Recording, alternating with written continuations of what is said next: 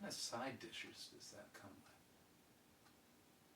Oh, hi, and welcome to another episode of LP and Laundry. First time, here's how it works. I play one side of an unusual record we talked about a little bit before. Occasionally some wacky commentary appears along the screen, and over the course of it, I'll fold some laundry. It's not really about the laundry, but I have been told that it is oddly compelling. This week, we are going to revisit an album previously covered on an episode of LP and Laundry. We are going to listen to Punky a la Clarinet, Side 2 specifically. A few reasons I'm going back to this. One of them being that it's a great record. It's pleasant. It's actually very good. Another is that from time to time the sons and daughters of the artists themselves will engage with a previous video, and in this case, Punky's daughter and the drummer's son commented on the Side 1 video. I'll probably leave a link in the description or in a comment or something like that. I don't know how this stuff works. But they will comment, and so I thought, well, I should probably cover Side 2, right?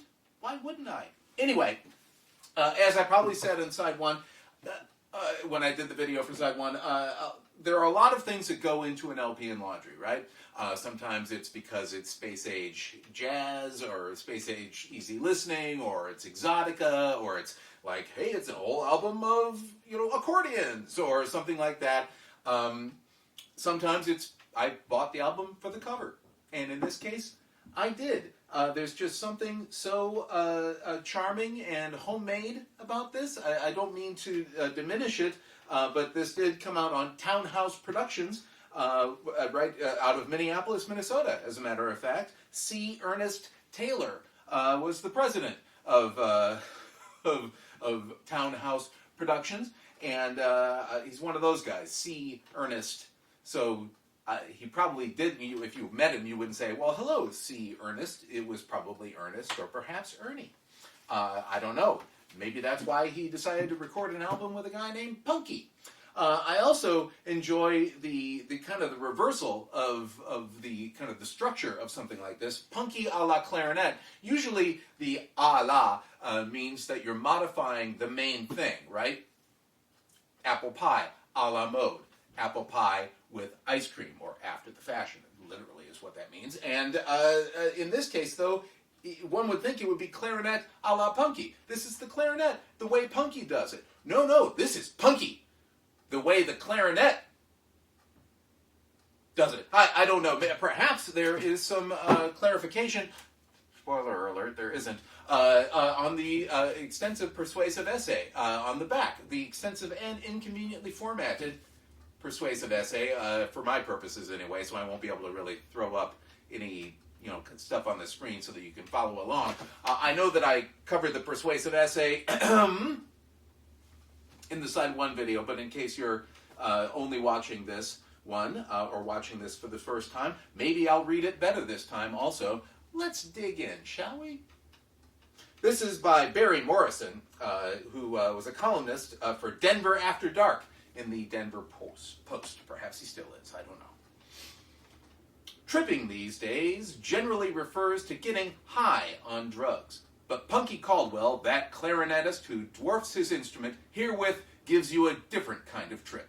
You might call it 10 straight shots of nostalgia without a tracer.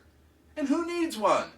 Punky is eminently qualified, having done gigs with the likes of Billy Eckstine, Elvis Presley, and several other big bands. Elvis Presley mentioned second, by the way. And he conjured up some sidemen to aid and abet in the offering, like Dave Peterson, a solid Hammond man, who has become close to Punky through nearly 7 years of work together. Then there's drummer Bill Watkins, who shared a Japanese tour with Punky at one time, and collectively has worked with him about 15 years. The final member was Jack Haggerty on bass, a graduate of such bands as Red Nichols and Art Pepper. Then it goes into a track-by-track explication, shall we say, or description. So I won't go into Side 1. I will kind of transcribe the descriptions as the tracks come up, but I love this guy's writing so much that I'm just going to read them now as well. The opener, on the flip side, Girl Talk, is a simple tune, giving the guys a chance to show some pretty nifty ensemble stuff. Get the low register of Punky's horn, letting Peterson harmonize solidly. the rhythm backing just right to make it all of one thing. Maybe it's a little Dorsey or Artie Shaw you'll dig in this rendition of Tenderly. Whatever it is, it's a gas, with Peterson getting a fine cathedral sound on the Hammond at times. Peterson gets a good ride on Broadway in the stated theme. Then Punky gets at it, taking the same chorus and building. Low and romantic is Shangri-La, but the one thing that turns you on in this tune is that second part of the chorus in which all hands get into upper registers and really make it. How better to close a session with a tight group than with Georgia on My Mind? The guys get a little soul into this one, as well they should, and it's finger-licking good soul. Dig the chorus where Peterson plucks along on organ behind the reed, just as it should be. And then there's no particular closing paragraph in there. It just kind of ends on the description of the last track. Well, how about we just get right to it, because these guys, I just love that this is just some guys who decided they were going to cut a record, is the assumption that I'm making. Punky just knew this guy, C. Ernest Taylor, probably, and he gathered some other kind of sidemen and so forth and said, hey, you know what, I got this one tune, and then we can just kind of riff on some other tunes. It'll be fun. It'll be a gas. It'll be a hoot. It'll be a holler. And I hope it will be for you, because these dudes are tense.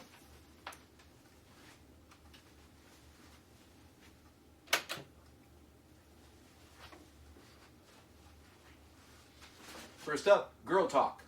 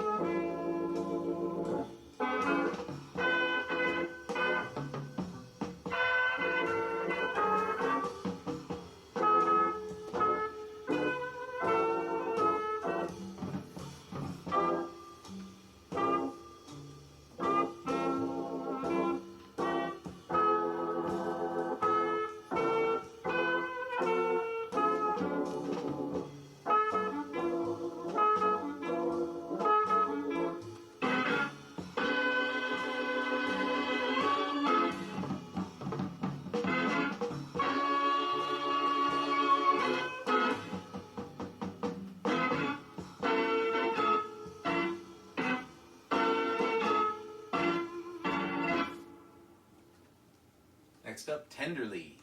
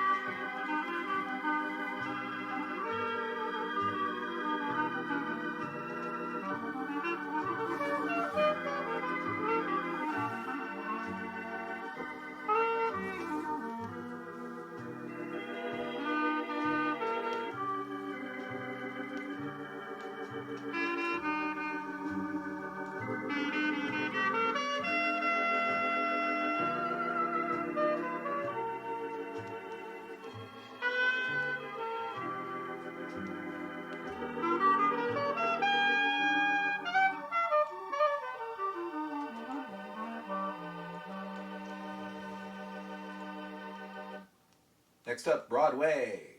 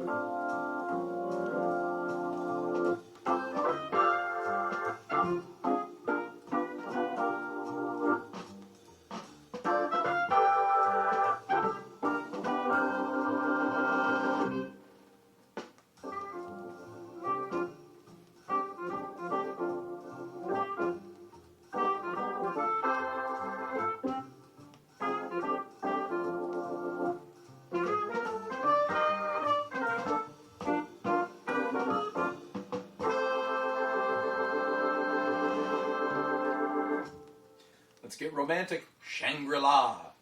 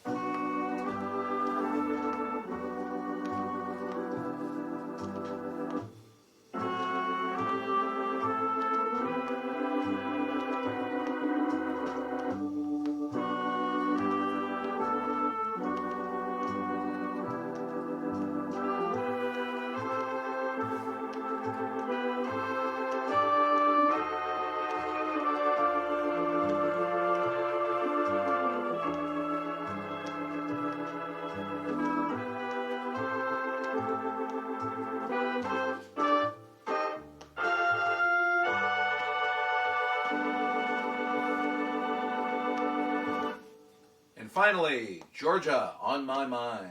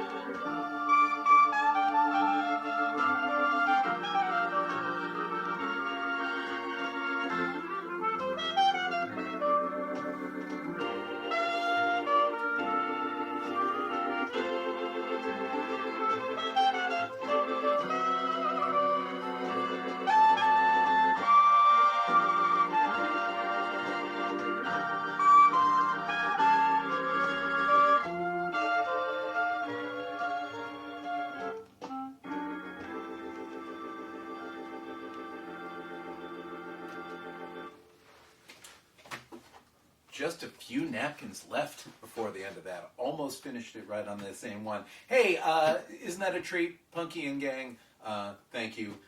If there are any other children of the people on this particular record, make sure you check in.